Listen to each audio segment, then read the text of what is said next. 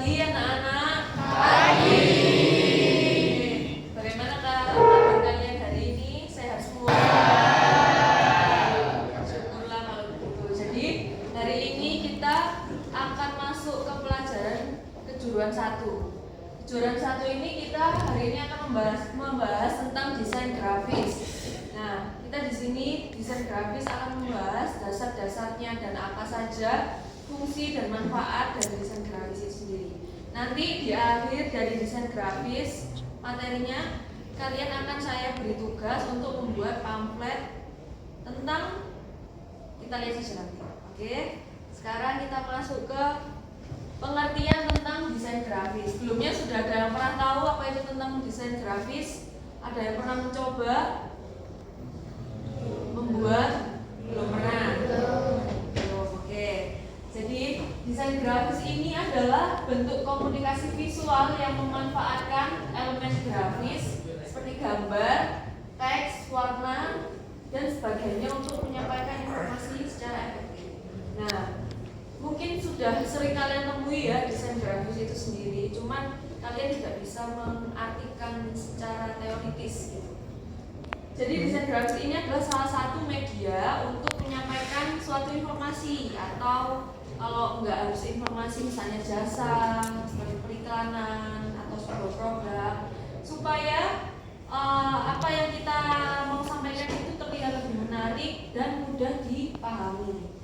Pasti kalian kalau misalnya sedang mencari informasi, kalau misalnya ada berupa kalian kalau misalnya melihat sebuah informasi yang ada gambarnya, ada teksnya, terus ada warna, kalian pasti lebih tertarik kan daripada hanya berupa teks saja.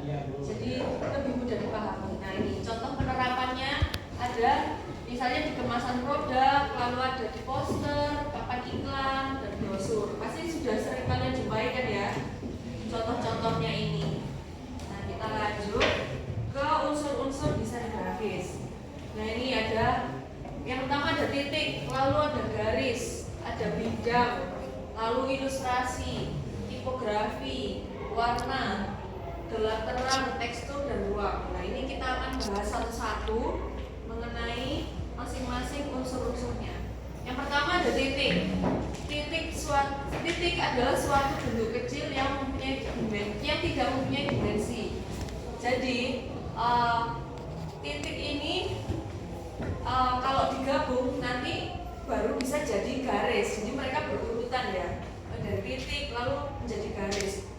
Nih, garis gabungan beberapa unsur titik yang saling sejajar sehingga membentuk satu kesatuan. Unsur garis akan selalu ada di setiap desain, bisa berbentuk garis panjang, lalu pendek, lurus, melengkung, tebal, tipis, putus-putus, dan lain sebagainya. Setiap bentuk garis akan menciptakan kesan yang berbeda-beda. Jadi kalau misalnya garisnya tebal, tipis, itu kan kalau misalnya tipis kita mau memperlihatkan kesan halus ya. Kalau misalnya tebal mau memperlihatkan kesan yang lebih tegas. Contohnya seperti itu. Lalu yang ketiga ada bidang. Nah, bidang ini merupakan garis yang ujungnya saling bertemu antara membuat area tertutup. Nah, tadi titik itu menyambung menjadi sebuah garis. Nah, kalau garis menyambung untuk menjadikan sebuah bidang. Jadi titik yang garisnya saling berhubungan, saling bertemu langsung membuat jadi area tertutup itu disebut bidang. Nah, unsur yang satu ini juga sering digunakan dalam desain. Bidang menempati ruang dua dimensi atau bimatra, yaitu hanya memiliki ukuran panjang dan lebar. Karena tidak ada volumennya, jadi dia hanya dua dimensi. Lalu yang keempat ada warna. Nah, ini warna ini juga salah satu unsur yang sangat penting ya, karena warna sendiri bisa memberikan makna atau tema pada sebuah desain. Jadi biasanya sebuah desainer sebelum membuat desain mereka membuat color palette dulu. Jadi mau temanya tentang apa supaya memudahkan si desainer ini menentukan temanya. Jadi kalau misalnya temanya mau lingkungan hidup, dia harus menentukan dulu warna tentang lingkungan hidup ini mau hijau kah atau mau tentang biru kah, seperti itu ya. Di unsur warna ini terbagi dalam dua kategori. Yang pertama ada RGB dan CMYK. Kalau RGB ini warna primer yang red, green, dan blue. Kalau CMYK ini sudah menggabungkan dari warna-warna RGB. Nah ini ya, ini warna RGB dan blue. Kalau CMYK ini cyan, magenta, yellow, and black. Nah lalu yang kelima ada tekstur. Tekstur ini merupakan visualisasi dari permukaan suatu objek yang dapat dinilai dengan cara dilihat atau diraba. Contohnya corak dari suatu permukaan benda, ada yang halus, kasar, lembut, licin, berpori, mengkilat, dan sebagainya. Penggunaan tekstur dapat juga menambah dimensi dan memperkaya sebuah layout sehingga objek bisa lebih. Nah, tekstur ini yaitu tadi ya, karena bisa menambahkan kesan supaya kita waktu kita melihat sebuah desain ada tekstur, oh ini ternyata teksturnya itu kasar, berarti kesannya apa ini yang mau dibangun, misalnya seperti itu. Kalau terlihat teksturnya mengkilat, oh ini glossy, berarti mau memberikan kesan yang lebih elegan, contohnya seperti itu ya. Lalu yang keenam ada ruang. Ruang merupakan jarak antara unsur-unsur desain grafis seperti objek, background, dan teks. Nah, tanpa adanya ruang, kita akan sulit mencerna informasi yang disampaikan. Ruang ini penting untuk melihat tata letaknya. Jadi kalau misalnya kalian pengaturan tata letaknya terlalu sempit, terlalu penuh, otomatis informasi yang mau disampaikan juga bingung. Ini yang di highlight mau yang mana saat menyampaikan informasinya. Sedangkan kalau terlalu kosong juga pasti kurang menarik jadinya ya. Nah setelah kita dari unsur-unsur, kita masuk ke prinsip desain grafis. Yang pertama ada kesatuan atau unity, lalu ada keseimbangan atau balance. Yang selanjutnya ada proporsi, lalu ada penekanan, ada irama, ada kesederhanaan, ada ruang, dan kejelasan.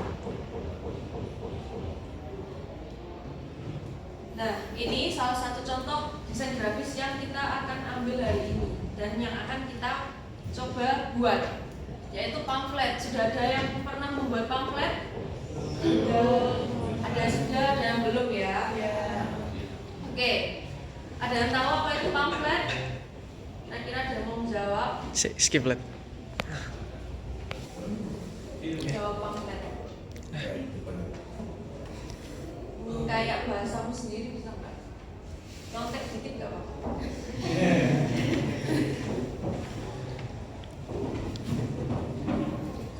Aturan dulu ya bahasamu, tak tunggu.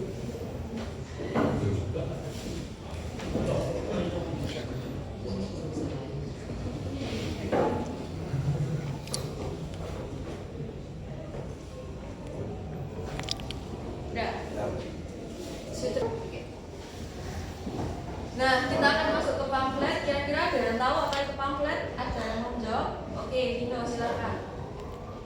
Pamflet adalah memasarkan atau menyebarkan sesuatu. Oke, boleh. Ya, yang di Dino benar, tapi akan saya lengkapi lagi. Jadi pamflet itu adalah salah satu media pemasaran. Misalnya nggak harus pemasaran sih, bisa aja tentang menyampaikan informasi kegiatan, contohnya kayak misalnya mau 17 Agustus ada lomba atau acara-acara lain juga bisa menggunakan pamflet. Nah ini pamflet lebih ditujukan untuk bisa meningkatkan awareness seseorang terkait sesuatu, baik itu produk, jasa, acara, dan lain-lain. Nih ada ciri-ciri pamflet. Yang pertama bisa menawarkan produk atau jasa. Lalu penggunaan bahasanya harus singkat, padat, dan jelas. Nah kita akan masuk ke pamflet. Kira-kira ada yang tahu apa itu pamflet? Ada yang mau menjawab? Oke, Dino silakan. Pamflet adalah memasarkan atau menyebarkan sesuatu. Ya, yang di benar, tapi akan saya lengkapi lagi. Jadi pamflet itu adalah salah satu media pemasaran. Misalnya nggak harus pemasaran sih, bisa aja tentang menyampaikan informasi kegiatan, contohnya kayak misalnya mau 17 Agustus ada lomba atau acara-acara lain juga bisa menggunakan pamflet. Nah, ini pamflet lebih ditujukan untuk bisa meningkatkan awareness seseorang terkait sesuatu, baik itu produk, jasa, acara, dan lain-lain. Nih ada ciri-ciri pamflet. Yang pertama, bisa menawarkan produk atau jasa. Lalu penggunaan bahasanya harus singkat, padat, dan jelas supaya para penerima informasi ini bisa menangkap apa yang disampaikan itu tanpa harus bertele-tele, jadi langsung kepada tujuan dan maksudnya. Lalu menggunakan bahasa yang persuasif, informasi bersifat aktual atau up to date, dan kejelasan unsur gambar dalam pamflet. Nah, ini kita beralih ke tugasnya. Tugasnya adalah kita membuat pamflet dengan tema keunggulan SMK Negeri 2 Surabaya. Jadi kalian silahkan membuat pamflet ini di Canva dengan HP kalian masing-masing. Nanti apa yang kalian mau tuangkan di pamflet itu tentang keunggulan yang SMK Negeri 2 miliki. Misalnya ekstrakurikulernya kah, atau SMK 2 pernah memenangkan lomba-lomba apa saja, seperti itu ya. Kira-kira ada yang mau ditanyakan mengenai tugasnya? Tidak ada? Oke, silakan buka HP-nya, silakan dikerjakan ya.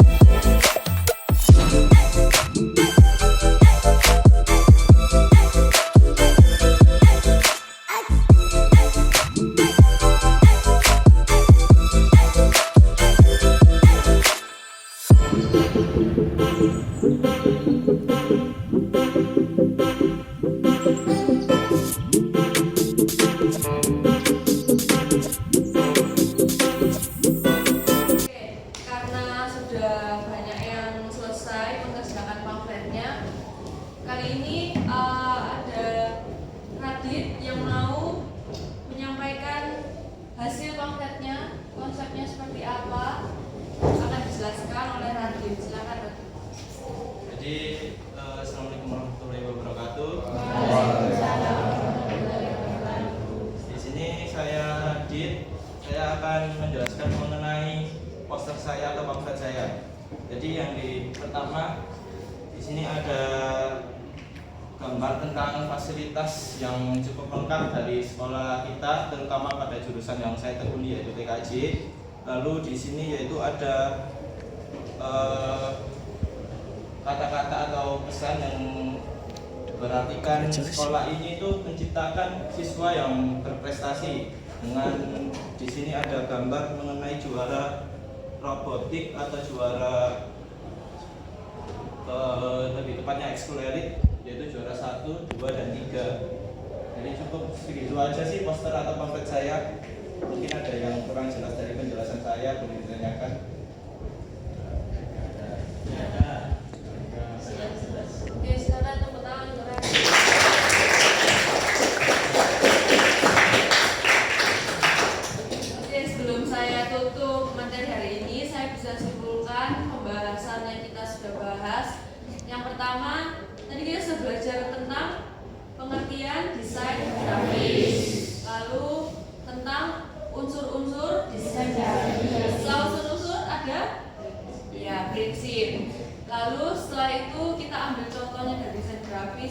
lagu hari ini? Pamflet